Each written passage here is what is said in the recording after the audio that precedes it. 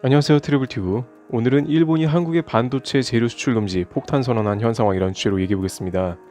일본 정부가 7월부터 사실상 한국의 경제 제재를 발동하기로 결정했다는 보도가 나왔습니다.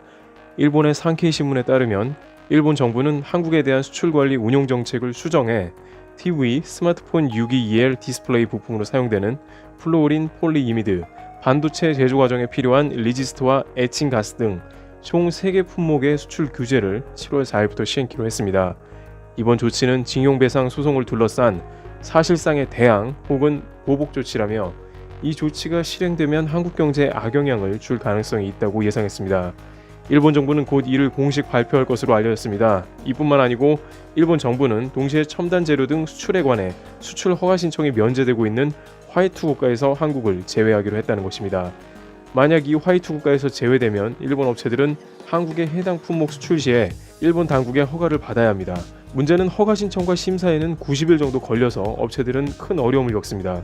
또한 앞서 플루오린 폴리이미드와 리지스트는 전 세계 생산량의 90%, 에칭가스는 약 70%를 일본이 점유해 세계 반도체 기업들은 대부분이 일본으로부터 수입하는 것으로 알려졌습니다. 일본 기업 수출 규제 시 당장 해당 기업은 대체 수입처를 확보해야 합니다.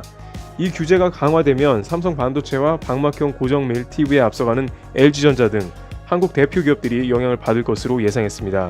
일본의 경제 산업성은 한국에 대한 일련의 수출 규제 움직임에 대해 양국 관계가 현저히 훼손됐다고 말하지 않을 수 없는 상황이어서 신뢰관계를 기초로 수출 관리를 하는 것이 곤란하게 됐다고 배경을 설명했습니다.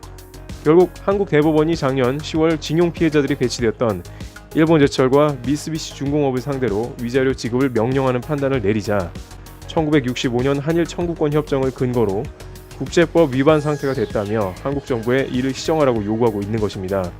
또한 최근에 한국 정부에서 양국 기업에서 자발적 출연으로 재원을 조성해 위자료를 주자고 한 제안에 대해서도 일본은 거부 입장을 고수하고 있습니다. 일본은 이와 같이 반도체 전략물자 수출 금지를 예전부터 여러 차례 한국의 아킬레스건이라며 금지하자는 의견이 의원들 입에서 나왔었고 외교적 갈등이 있을 때마다 이것을 경제적인 보복으로 풀어낸다는 맥락에서 우려의 목소리가 밖에서 들려왔었습니다. 반도체 업계에서도 당장 해당 대체 업체들을 찾는 것이 불가능에 가깝기 때문에 현재의 반도체 시장이 좋지 않은 데다가 악재를 동시에 맞게 됩니다. 한국뿐 아니라 일본의 관련 업체들도 동시에 피해를 보기 때문에 업계에서는 양국에서 외교 논리를 경제보복으로 풀어나가서는 안 된다는 의견이 제시되고 있습니다. 일각에서는 각종 외교 이벤트에 실패한 아베 총리가 결국 참의원 선거를 앞두고 한국의 주요 부품 수출 금지 카드를 강행한 게 아니냐는 의견도 제시되고 있습니다. 트래블튜브 여기서 마치겠습니다. 감사합니다.